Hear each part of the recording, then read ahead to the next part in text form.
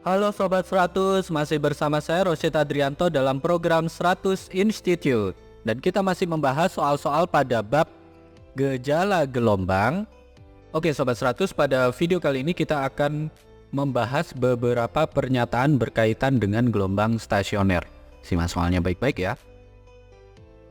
Jadi di sini diketahui, suatu gelombang stasioner memiliki persamaan Y40 cos 2πx sinus 100 pt, yang mana X dan Y dalam cm dan T dalam second. Nah, pernyataan berikut berkaitan dengan gelombang stasioner tersebut. Pernyataan yang pertama, amplitudo gelombang sumber adalah 40 cm.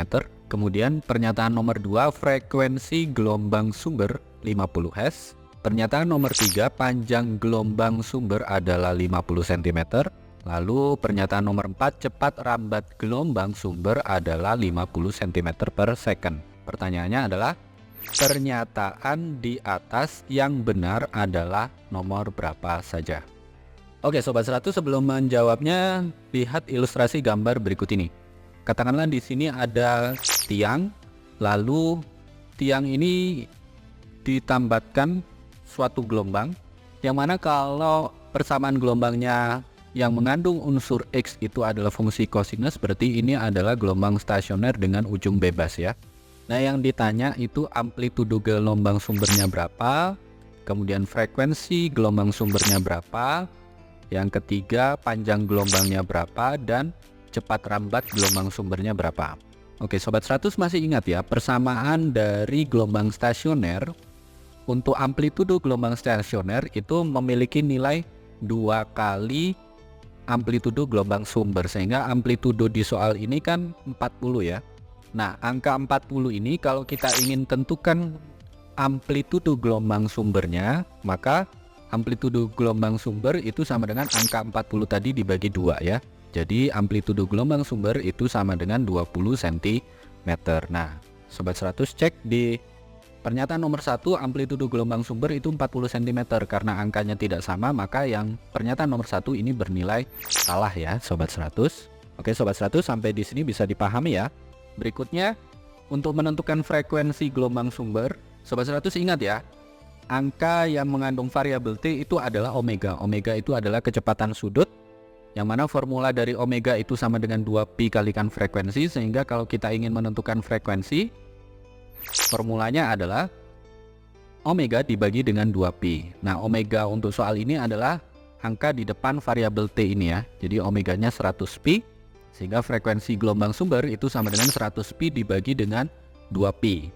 Pi dibagi pi habis, 100 dibagi 2 ketemu 50, sehingga frekuensi gelombang sumber itu sama dengan 50 Hz. Nah, setelah kita cek angka yang kita hitung dan angka pada pernyataan nomor 2 ini sama, sehingga pernyataan nomor 2 ini benar ya Sobat 100. Oke Sobat 100, sampai sini paham ya untuk pernyataan 1 dan 2. Sekarang kita cek untuk panjang gelombangnya. Panjang gelombang itu bisa kita hitung dari angka yang mengandung variabel X. Nah, angka yang mengandung variabel X itu adalah bilangan gelombang, yang mana bilangan gelombang formulanya adalah K sama dengan 2pi per lambda. Sehingga kalau kita ingin menentukan lambda panjang gelombang, itu sama dengan 2pi dibagi dengan K. 2pi dibagi bilangan gelombang. Nah, untuk soal ini bilangan gelombangnya adalah 2pi, sehingga lambda sama dengan 2pi dibagi 2pi. 2pi dibagi 2pi hasilnya angkanya 1 ya. Sehingga lambda sama dengan 1, satuannya cm. Nah, ini angkanya tidak sama ya Sobat 100. Karena tidak sama, maka yang nomor 3 ini salah ya Sobat 100. Oke Sobat 100, terakhir ya, kita cek untuk cepat rambat gelombang.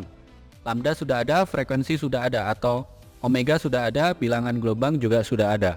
Kita bisa tentukan cepat rambat gelombang dengan formula V sama dengan omega dibagi dengan K, atau lambda kalikan F. Itu sama nanti hasilnya. Nah, di soal ini omeganya adalah 100pi, bilangan gelombangnya adalah 2pi, sehingga V sama dengan 100pi dibagi dengan 2pi. Tadi sudah kita hitung ya, 100pi dibagi 2pi hasilnya adalah 50, yang mana untuk cepat rambat gelombang satuannya adalah cm per second. Nah, ini dari hasil perhitungan kita, dan pernyataan nomor 4 angkanya sama, sehingga pernyataan nomor 4 juga bernilai benar ya Sobat 100. Oke Sobat 100, sampai di sini bisa dipahami ya. Jadi setelah kita cek, yang benar adalah pernyataan nomor 2 dan 4. Ini jawabannya ya Sobat 100. Oke Sobat 100, sampai di sini bisa dipahami ya. Jadi ingat baik-baik.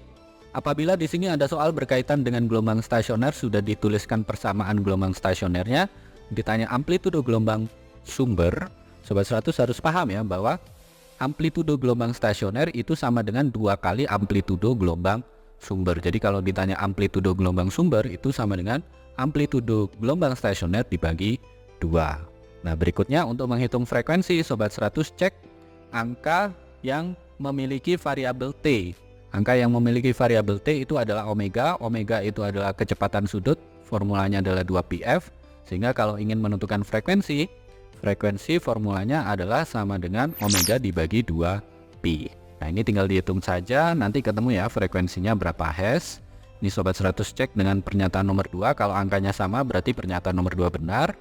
Kemudian untuk menghitung panjang gelombang, Sobat 100 cek angka yang memiliki variabel X. Angka yang memiliki variabel X itu adalah bilangan gelombang K.